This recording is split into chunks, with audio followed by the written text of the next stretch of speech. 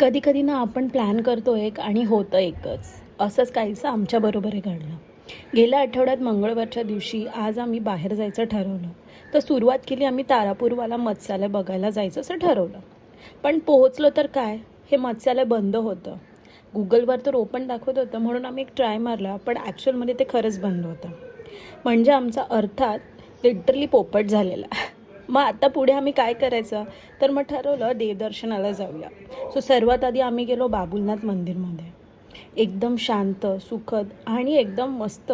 लगेचच दर्शन झालं. वीकडे असल्यामुळे गर्दी नव्हती आणि मस्तच वाटलं. तिथून सरळ आम्ही महालक्ष्मी मंदिरात गेलो. किती वेळापासून ठरवत होतो महालक्ष्मी मंदिरात जायचं आहे, पण आज अचानक योग घडून आला.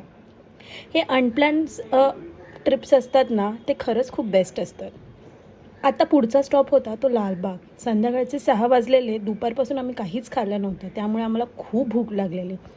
काही शॉपिंग करायच्या आधी आपण पेट पूजा करून घेऊया, यासाठी आम्ही लालबागच्या फेमस अशा लाडू सम्राटमध्ये गेलो.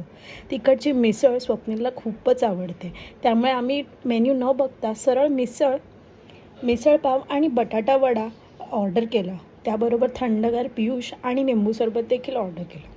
छोटासा परफेक्ट स्नॅक्स आम्ही घेऊन पटकन लालबागला आम्हाला जे शॉपिंग करायचं होतं, काही वस्तू घ्यायच्या होत्या ते घेतल्या आणि तिथून आम्ही गेलो IKEAमध्ये.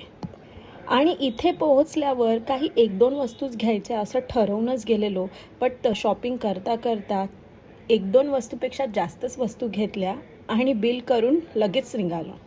आणि ठरवल्याप्रमाणे एकदम उशिरा, जितकं उशिरा होईल तितकं उशिरा आपण सिद्धिविनायक मंदिरामध्ये जायचं. कारण ट्यूजडे होता आणि गर्दी कमी मिळावी ह्या उद्देशाने आम्ही लेट जाण्याचं ठरवलं. रात्री 10 वाजता आम्ही मंदिरामध्ये पोहोचलो.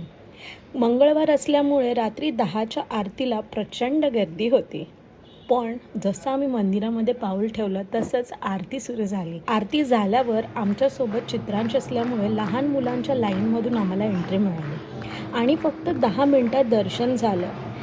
असा हा आमचा ॲब्सोल्यूट अनप्लॅन दिवस होता. पण खरंच अनप्लॅन प्लॅन्सच नेहमी सर्वात जास्त परफेक्ट निघतात. तर हा छोटासा आजच्या दिवसाचा व्लॉग मी तुमच्यासोबत शेअर केला आहे. तो कसा वाटला नक्की सांगा. लाईक करा, शेअर करा, कमेंट करा आणि अजून असे कोणते व्लॉग्स तुम्हाला बघायला आवडतील हे देखील नक्की सांगा. पण त्याआधी ऐश्वर्या आली माझ्या यूट्यूब चॅनलला नक्की सबस्क्राईब करा.